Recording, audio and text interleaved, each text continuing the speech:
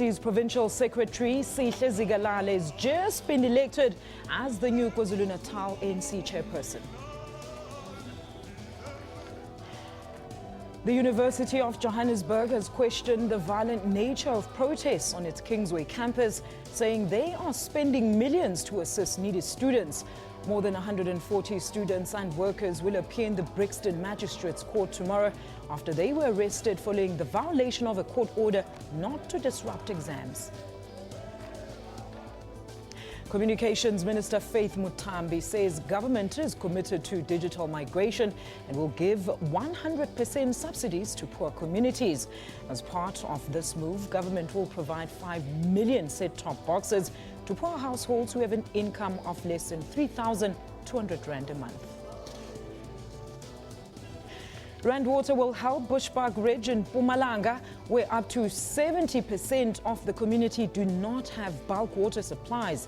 President Jacob Zuma says he has been told that 60% of the people living there are without tap water and 75% do not even have a water connection in their yard. Let's now have a quick look at today's newspaper headlines. There's the Sunday Times there. The front page stories about two rival political leaders, the EFF's Julius Malema and the DA's Mmusi Maimane, slugging it out to garner black votes. The Sunday Independent leads with a story about Parliament having to act against Piege's supporters. That's the Weekend Argus there, and it has a story on President Jacob Zuma lashing out at high-profile detractors with the ANC, saying criticism will not be tolerated. The Sunday Tribune is leading with a story about parliamentary report which recommends criminal charges to be lodged against several police generals serving under suspended National Police Commissioner Ria Pierre.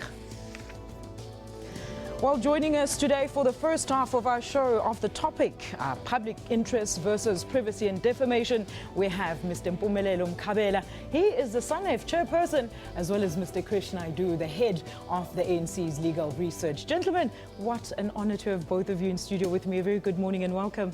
Thank you. Morning to you. All right. Well, the South African public has the right to be informed of current news and events concerning the lives of public persons such as politicians and public officials as entrenched in the Bill of Rights. However, the right to privacy and the right to freedom of expression is a subject left to much debate. In some instances, the portrayal of public figures by the media is questionable. Public figures also have the right to privacy, which implies protection like any ordinary citizen. Let's have a look at this insert. As you'll know, Section 16 of our Constitution has a broad protection for freedom of expression, but Section 16.2 excludes from that protection a number of categories of speech, such as incitement of imminent violence and also hate speech, being the advocacy of hatred based on race, ethnicity, gender or religion, and which constitutes incitement to cause harm. All right. Well, gentlemen, a very good morning to both of you and welcome. Krish, I think let's start with you. Let's talk about the current media regulation. Is it self-regulation or co-regulation? At the moment, it's co-regulation. The media started with self-regulation, regulating itself. Now it's co-regulation where members of the media and members of the public come together to form various tribunals to consider complaints against the media. Pumela? Well, yes, he's correct. We currently have a regulatory system that enables members of the public to also participate in adjudicating complaints lodged against the media, particularly the press. We have what we call the Press Council of South Africa. In there, you have, as he correctly says, members of the public who are nominated to participate. And you also have media experts, and you also have a judge sitting, chairing the appeals panel. Also, what's interesting, which is a new development, is that we have included in that press council system digital offerings. So they are now part of the co-regulatory mechanism. So if you have a problem with a story published on a website, which is a website which is a signatory to this system, you can have your complaints handled by the system as it is. As you remember, that's a new innovation. People who used to have complaints against websites and all kinds of digital platforms, they didn't have a a way to ventilate their concerns. So they are now part of this new innovation. But why then has it been described as ineffective, Krish? What do you think about that comment? Well, there are certain structural issues that need to be attended to. For example, you need more certainty as to when you're going to give decisions. I think one of the problems in this country is that you have perceptions, and if left unattended, they become reality. So what we would like to see is when a complaint is lodged with the press ombudsman, that some definition is given to the public that by a certain time it would be resolved. That's important. So there's an expectation from the public. Sometimes these things go on for months, and that's the danger, I think. The second thing is that, we need to get, I think, a broader cross-section of society involved. I mean, at the moment, it's people that have been in the media, people that are in the urban setting. We need to look at people from rural areas, for example, because we need to come up with a value system that covers the entire country, not just the urban settings. What's SANEF doing about that, Pumele?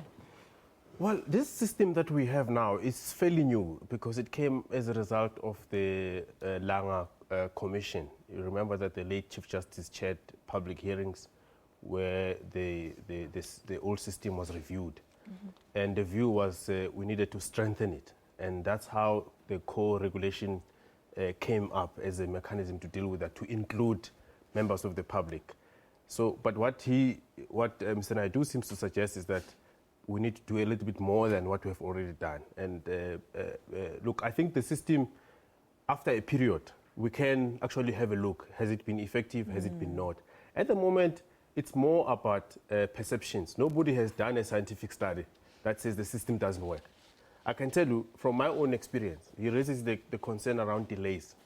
From my own experience, what causes delays sometimes is it's not so much the system itself.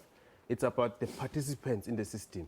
The complainant, sometimes the complainant complains against my newspaper, and then I'm asked to reply to the complaint, and then I reply, and the press council must wait for the complainant to state whether or not he agrees with my offer, whatever I'm offering to remedy the situation. And sometimes the complainant takes forever to come back.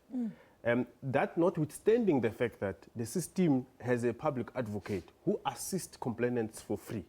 So delays can be caused by both sides. There may be instances where, for example, some editors maybe take time to respond to complaints. But in my own experience, I've had complainants who take time to respond.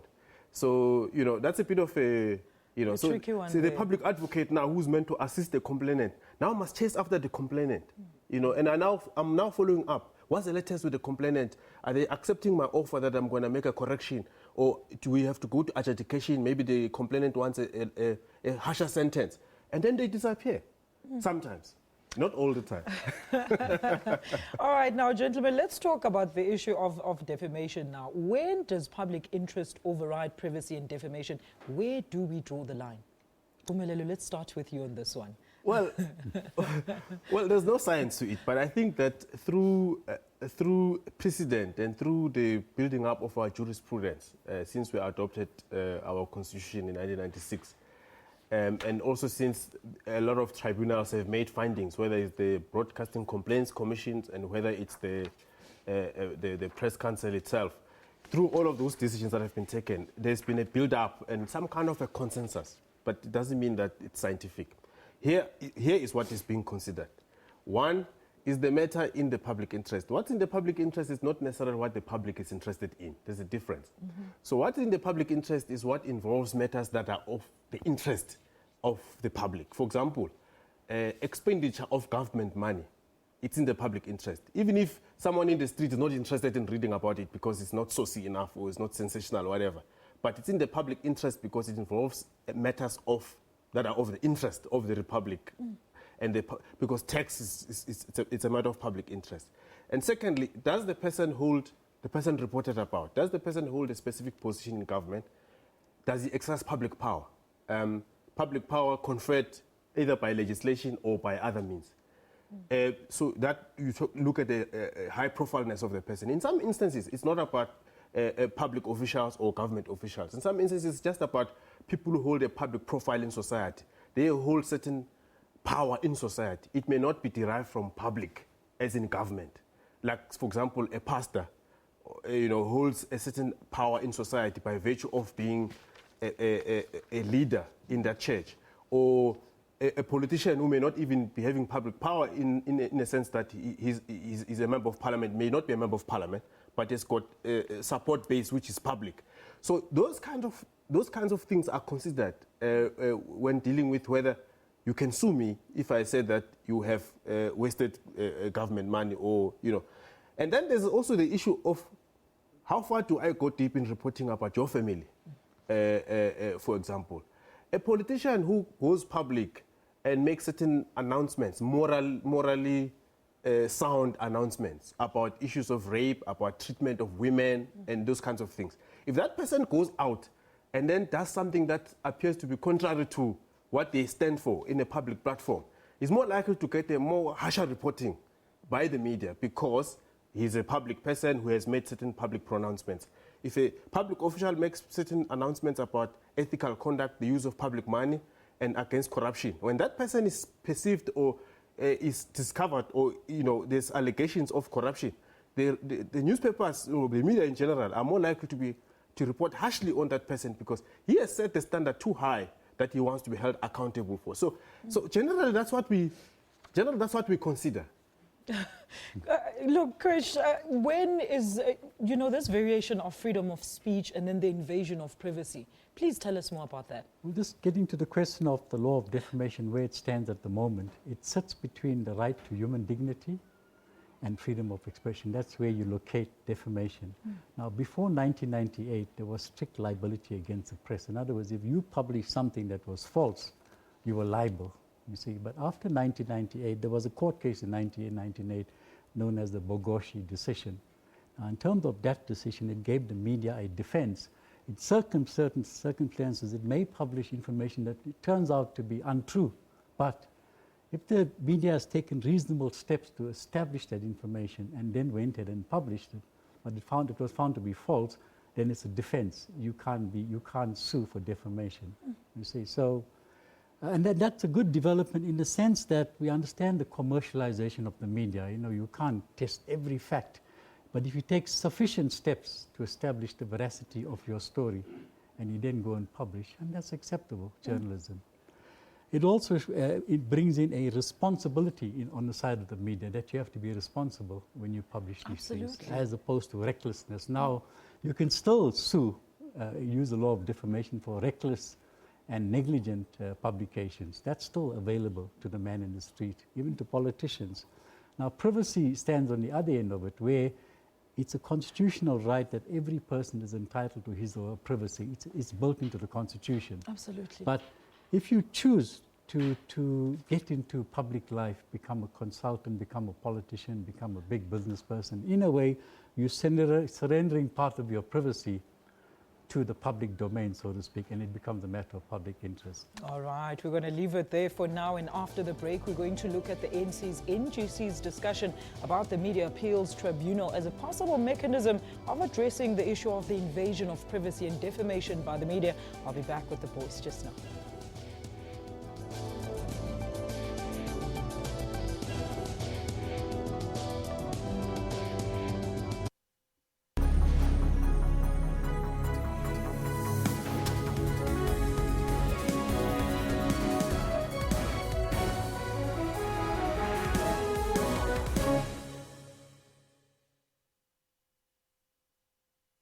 By partnering colleges with companies on learning programs, this initiative will ensure a supply of relevant high-quality skills to respond to the economic and social needs of our country.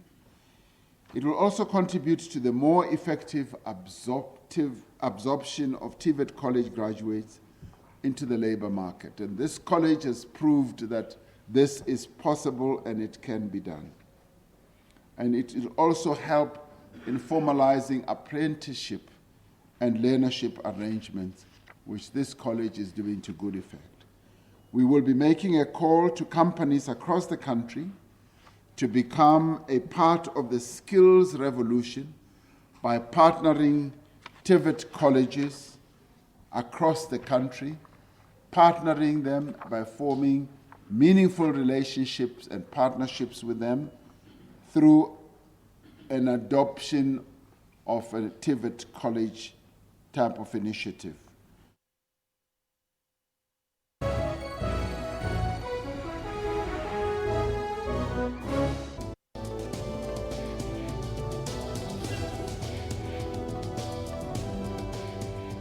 Welcome back to Media Monitor. Now in breaking news, the results at the ANC's elective conference in Pietermaritzburg have been announced. And I just want to rope in the gentleman here. I cannot let you go without commenting on this. Does this, the latest results now change any dynamics within the party, Krish? Well, the ANC is always having elections, so which is a good sign. It's a sign of a healthy organization that's subjecting itself to the will of its members from time to time. So in that respect, who wins and who loses is unimportant. I mean, all of them are equally good as leaders, and they have made their contributions and they have their track records. But what's important is that it was done in a very stable, peaceful environment, and that's the signs of a maturing democracy. Well, it does have huge implications. Maybe if I can mention some of them. Go ahead. 3. One is that you're going to have now in KZN a chairman of the ANC who's not the premier. So you're going to have a situation that pertains, for example, here in Gauteng as it does in, say, in the Northern Cape. But we don't know what it will play itself out in KZN. Because the premier is the one who has been defeated, who was the chairman, Senzo Mchunu. He's been defeated. Whether he'll continue as premier, it's another matter. But if he does, it means we will have the so-called 2 centers of power. Number 2, we know that in the run-up to this conference, Sihle Zikalala, who's now the new chairperson, has been campaigning very seriously and had the backing of the ANC Youth League in the province. And the ANC Youth League in the province had made it very clear that Mchunu should leave the premiership position. So whether or not that will happen, it's another matter. But the third issue, which is also linked to the ANC Youth League, is that there's been a lot of politics, obviously, that's got to do with 2017, the ANC National Elective Conference that's coming up. Sihle Zikalala and the ANC Youth League in KwaZulu-Natal, as well as the ANC Youth League nationally, are associated with the so-called Premier League group. And those are the people who have, together as a broader, some kind of a broader informal structure or faction, if you like. They are the ones who have been now agitating the South African Communist Party, especially its leader, Dr. Blade Nzimande, who was, with his leaders in the SABC, were the first to raise concerns about a grouping in the ANC that seems to be campaigning prematurely for 2017. They're seeking to influence 2017, and according to the Communist Party, they've already influenced the outcome of the ANC Youth League National Conference, the elections thereof, as well as the outcome of the ANC Women's League conference. So with Zikalala now being in charge in KwaZulu-Natal, of course, that strengthens that group, and that will have huge implications going ahead to 2017. Would you say these were the kind of results that were expected, Krish? Well, as I said, both candidates are very strong candidates, and they equally have major followings in the province. And at the end of the day, in an elective system, in a democracy, somebody has to win and somebody has to lose. It's unfortunate, but that's the nature of the game. Let's talk about the female elects. Now, I understand there was 3 females that were elected, and we saw the ANC Women's League, as you mentioned earlier, they were pushing for that female president. Do you think this was the best time maybe for a female leader, Pumelen? In KwaZulu-Natal? Well, there was no contest, no one contested, no female leader contested the position. So you can only be elected if you have been nominated for it. It looks like the ANC Women's League in KwaZulu-Natal didn't push for that. But at least they settled for more women at the top 5 of the provincial structure, which probably for them is sufficient enough. But and it might, one way or the other, also bolster their campaign nationally, which is led by the Women's League President Bathabile Dlamini, that there be a woman president come 2017. So it throws in a whole new ball game, this provincial outcome in KwaZulu-Natal. It shouldn't be taken lightly. It has huge implications going to 2017. Krish, what do you think on the female side? Yeah, no, certainly. I mean, the ANC constitution talks about at least 50% Absolutely, representation. So yes. that needs to be reflected throughout the structures of the Yes. ANC. All right, okay, that's where we're going to leave it, but I don't want to let the gentleman go just yet. We're going to continue with our discussion on defamation. Now, the ruling party wants a media tribunal to be established to regulate South African media and to deal with the negative way it is being portrayed in the media. Giving us an in-depth and analysis of this issue, we're still joined by Mpumelelo Mkhabela of SANEF, as well as Mr. Krish Naidu, the head of ANC's legal research. And we're also interested in what you think, so get tweeting at SA Media Monitor. All right, gentlemen, let's continue with this now.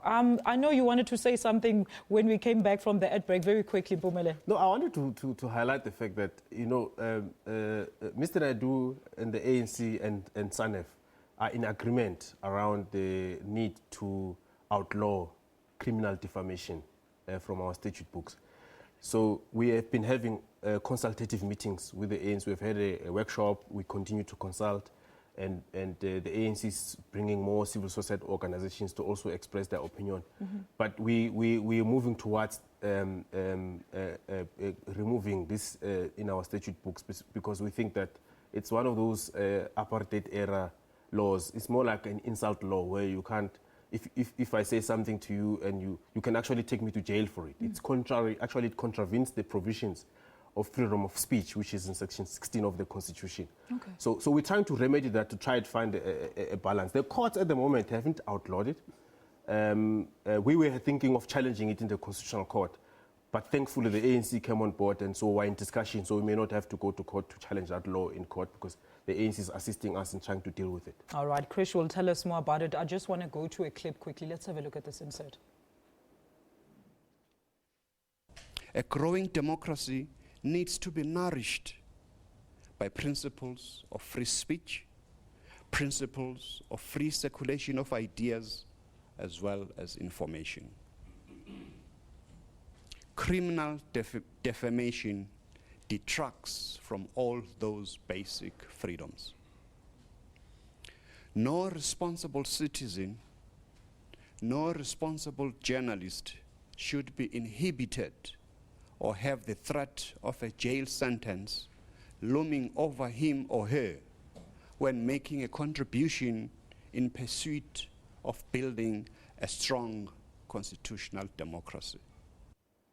Very interesting, Krish. Mm. Tell us more. Well, we've gone past the stage of talking on this one. We've actually produced a draft bill calling for the abolition of a common law offense of criminal defamation. We met 10 days ago, and a representative from SANEF was at the meeting, together with a whole range of civil society organizations. So as the ANC, we are now working very closely with civil society organizations. Now, what the SANEF referred to now about us working with the ANC, I think that's a very healthy development. In fact, the idea is to work very closely with SANEF and look at not just criminal defamation, but look at things like the State Information Bill, look at freedom, look at the tribunal, for example, the media tribunal, because that is a view of the branches of the ANC. It's not something new. Let's talk about that, Krish. Take us through. It started in 2007, where the ANC felt that the media wasn't doing enough to regulate itself.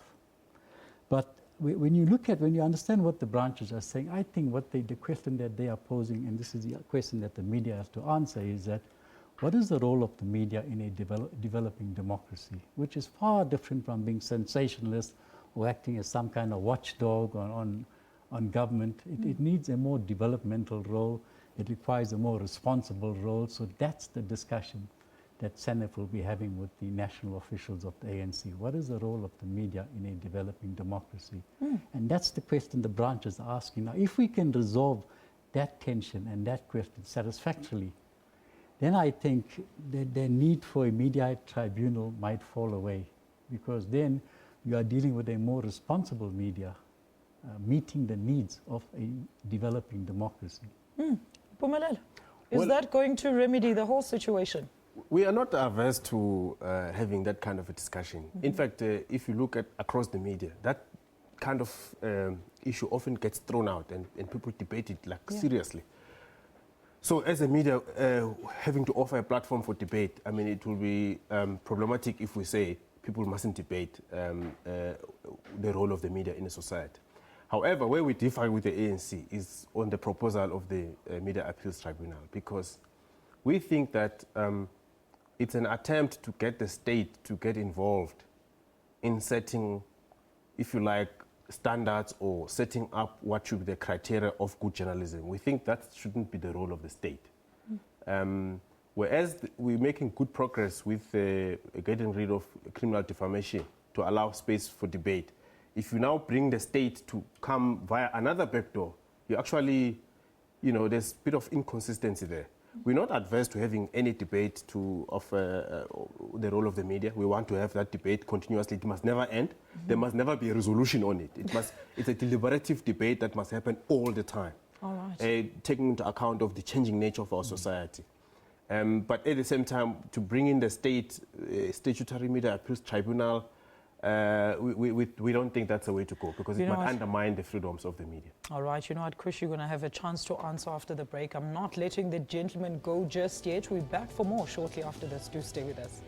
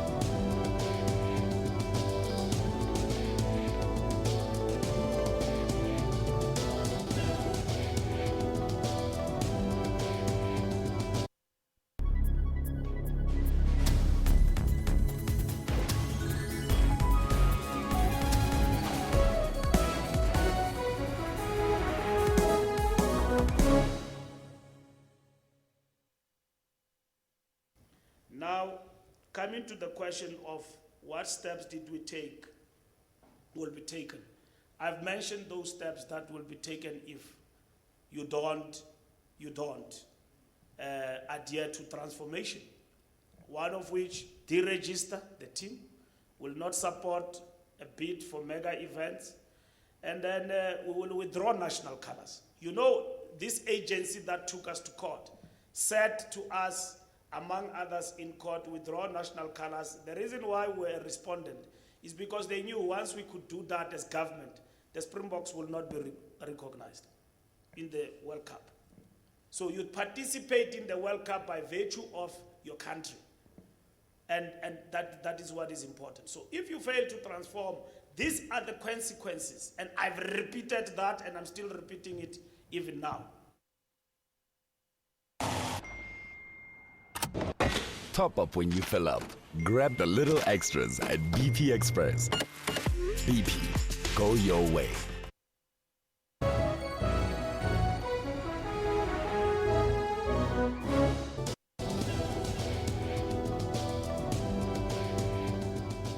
This is Media Monitor. Welcome back. Do share your views on today's discussions on Twitter at SA Media Monitor, as well as on our Facebook page. I'm with Mpumem Kabele and Mr. Krish Naidu. We're talking about the proposed media tribunal. Do share your views on Twitter.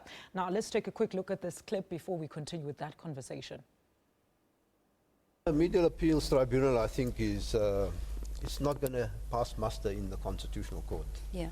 I think our court will go the way of the Canadian Supreme Court, which essentially says that a free and sometimes difficult and imperfect media is better than a media that is regulated or hemmed in. We'll then appreciate the fact that we have a free media in this country.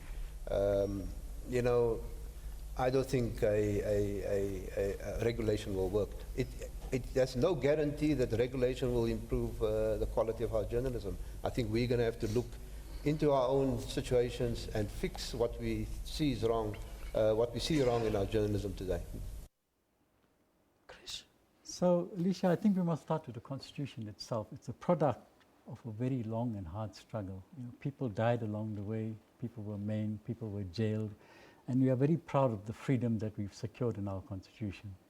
And ANC was a major player in getting that Constitution. If you look at the multi-party talks at CODESA, some of the parties were today hoping to be the guardians of that Constitution had to be dragged into this new order, kicking and screaming. But they are here anyway. So we are not going to move away from these freedoms and hard-fought victories very easily.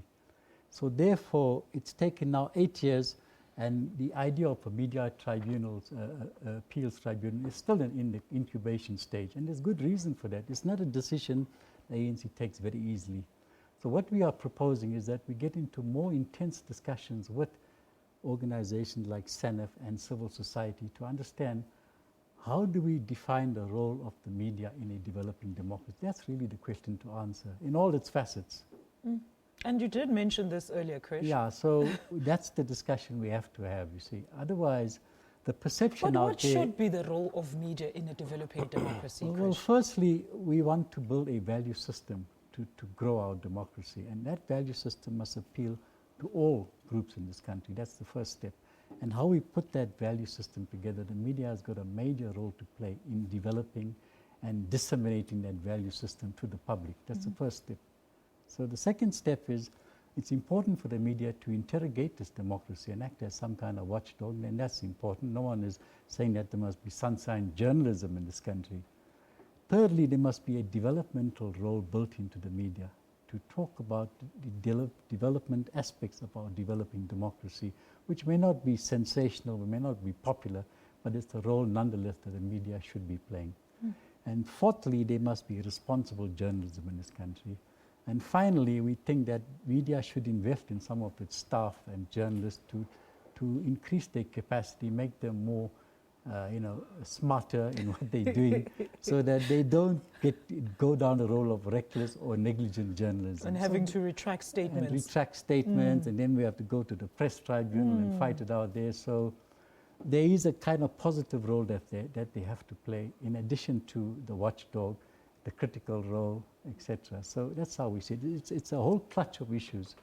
So these freedoms we're talking about, so it won't make sense to go have a media tribunal when we've just taken a decision as ANC to abolish the common law offense of defamation, criminal defamation. We are talking to civil society organizations about some of the changes that should happen on the State Information Bill. So it doesn't make sense. So we have to look at all these things in totality when you decide on in a tribunal. Okay. So we are in favor of civil society playing a bigger role. I mean, ANC itself is a large civil society organization. And the history of the ANC has been one of working very closely with civil society organizations. So we'd like to continue along that trajectory rather than imposing on society. Pumelelo. Yeah, well, I want to add that in addition to the Constitution, which promotes the values of openness, transparency, accountability, freedoms, and all of those things, and in addition to the plan to outlaw criminal defamation, we should also bear in mind that South Africa is also signatory to many international statutes. Yes. One of the groups to which we are signatory is a group of which is now about 66 countries. It's called the Open Government Partnership. South Africa is a founding member there. And the key issue around that group is actually to promote transparency, openness, and responsiveness of governments to involve their citizens more. It also includes opening up for the media to have access to government in the interest of the citizens. So any attempt to try to get the state to regulate the media might go counter to that, because you have to allow the media to operate freely. However inefficient we might become, it's much better in a democratic system to allow the media to be freer than to getting the hand of the state involved. That's the only way to promote the values of openness, transparency, and accountability, as well as responsiveness. So, Mpumelelo, you agree with the perception that the Media Appeals Tribunal would signify the end to freedom of expression and media freedom? Indeed, it will. How? Because you have to get the state to get involved in regulating the media. The state must not get involved in media regulation, not at all. Krish? Your reaction to that? That could be an ideal situation in a young, growing, vibrant democracy, but you need a responsible media, and as I said, a media that meets the needs of a young, growing democracy. So that's the challenge. And if we can meet at that point, there may not be a need for a media tribunal. Okay, so it's only a possibility at this stage. No, but here's the problem. Very quickly. Yeah, the problem is this. You must look at the resolution, the way the resolution has been crafted from the National General Council of the ANC.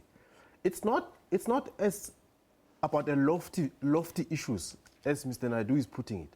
It's about how the ANC is being reported on in the media. It's not about society.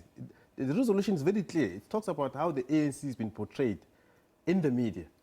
So if it was about societal issues, I mean, there's no question about that. We have to debate it. Even if it's about the ANC itself, we have to debate it. But if the ANC is concerned about where it's reported, debate with the media. Don't say, because I've got state power, I'll deal with you, I'll go to the government, I'll go via the state mechanism to deal with you. It doesn't work like that. It shouldn't work like that. And is that the intention, Krish? Not really. Certainly not the intention. I mean, as I said earlier, we fought for all these freedoms over a long, long time. And to throw it away now doesn't make sense.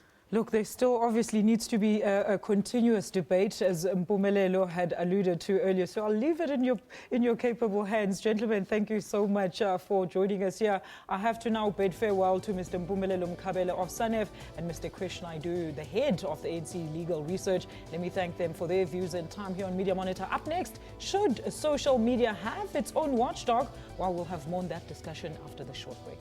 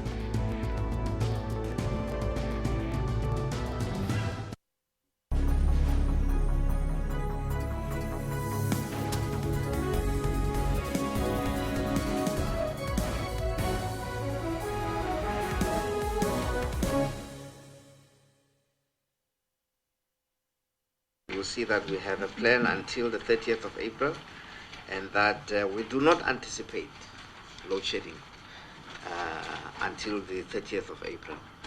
And in fact, this goes on until November next year. And although we may have problems during the winter, we at the moment are working on making sure that we can overcome those problems. The good thing is we know about when we're going to have problems, and we are putting plans in place to make sure that we avoid load shedding and the problems while we continue with maintenance.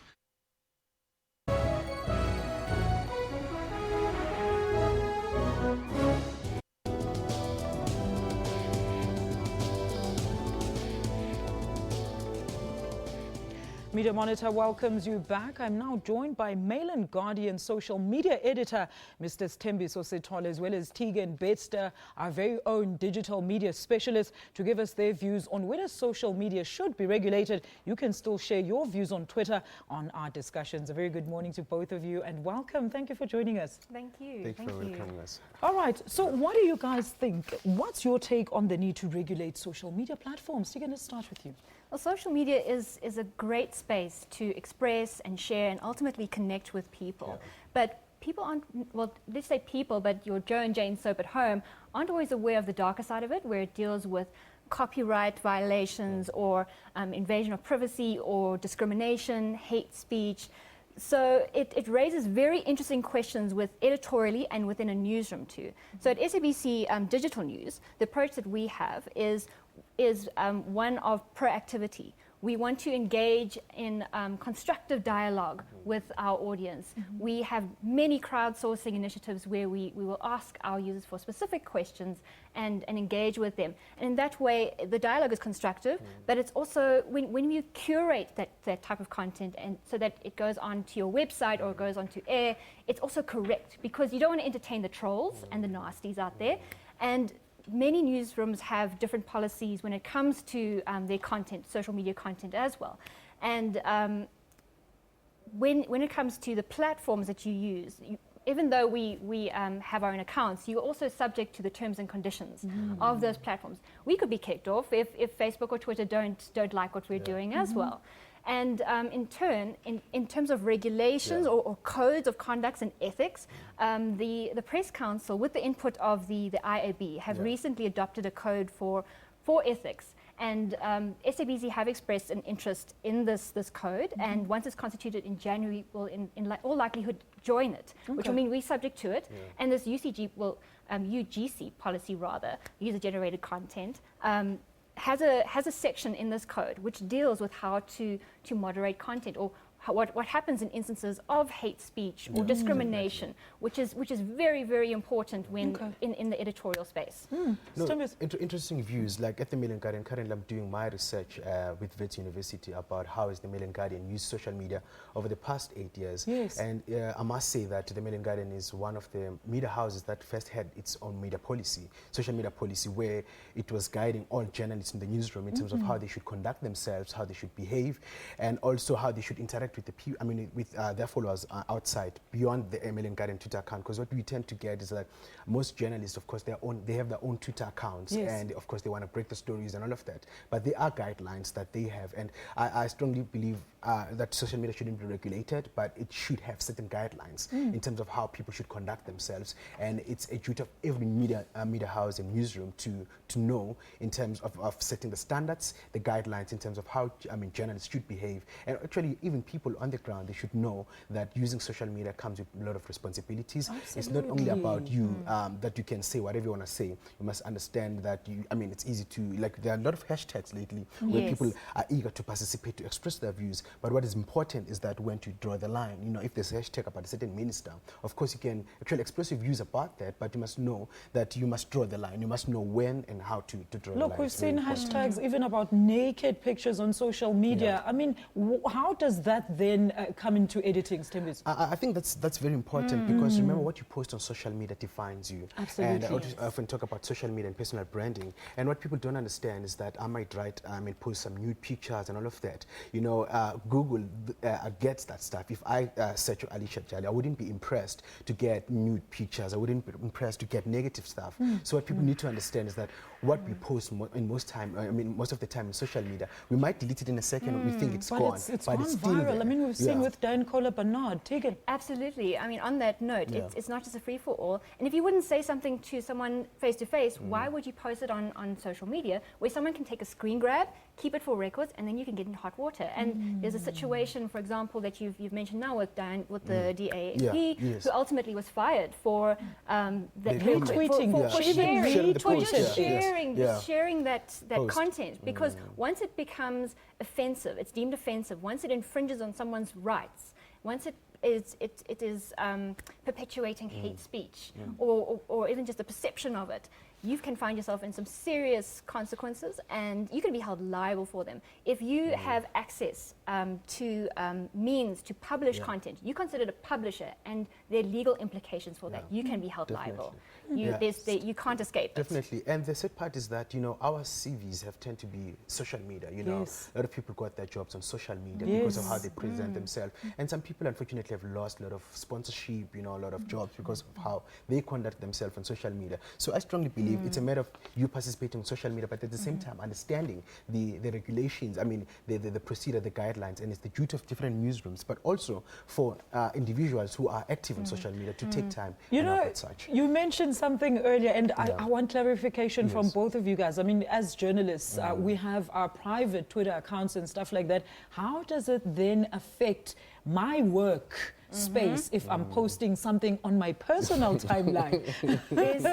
It's incredibly tricky, and there are a very few professional journalists who've been able to manage that balance. But by putting up a statement which says all views are my own does not exclude you from any consequences. Everything is public, and you've got to treat it as public content. And if you're putting it out there, if you're going to have rant and rave, you have to be accountable to it. Unfortunately, if something is out there, it's out there. I've heard of professors who have now recommended to their students, don't even create a Twitter account. Definitely, by all means, follow it, but don't.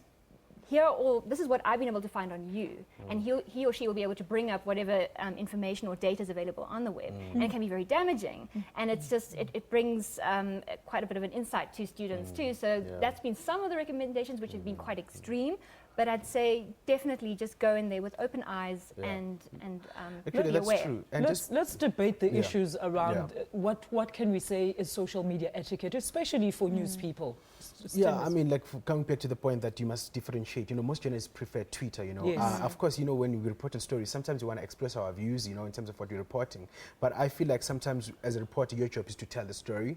Your views, just save them later on. You know, I know we have to express our views, but remember, your opinion can cloud the overall judgment in terms of when people reading the story, they're following them like, you know, you're one side and all of that. So I strongly believe that journalists, of course, they can express their views, but at the same time, they must know where to draw the line. You know, because you don't want to be taking sides in terms of what you're saying and then making other people don't publish it, DM it to somebody. Yeah, that's true. That's true. Exactly. Take us through some of the etiquette that we can adopt as news people on social media. So you need to follow your editorial policies.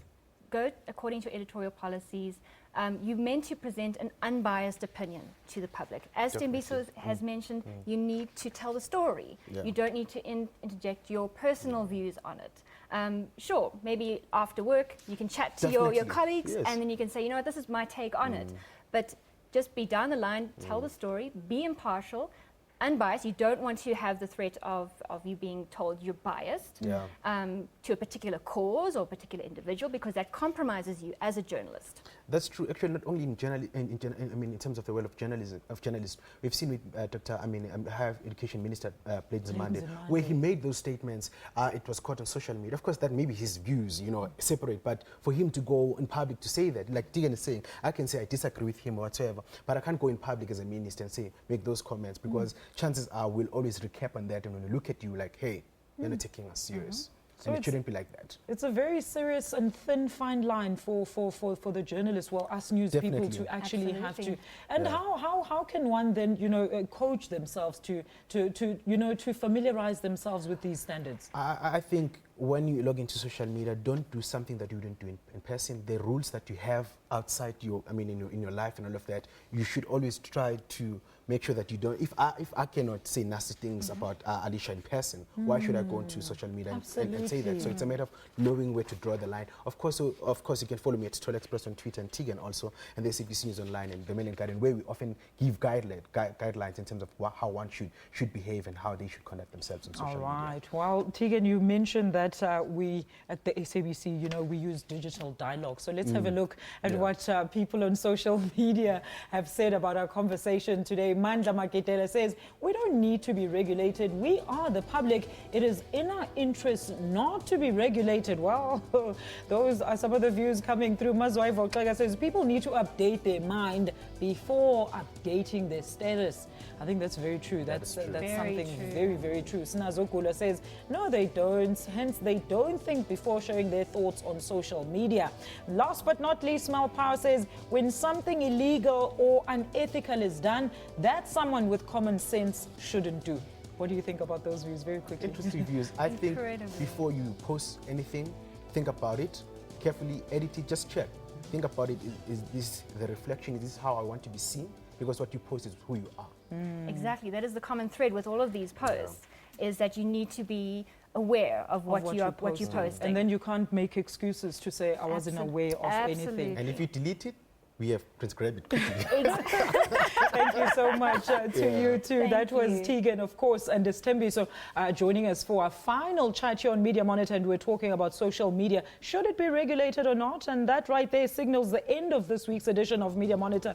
We are back next week, Sunday. I'm running out of air for another special and live broadcast. Same place, same time. That's SABC News. For all your feedback and comments and compliments, do find us on YouTube, Facebook, as well as Twitter. I'm Alicia Jolly. This is SABC News. Do enjoy the rest of your Sunday. I'll be back on top of the hour with M News.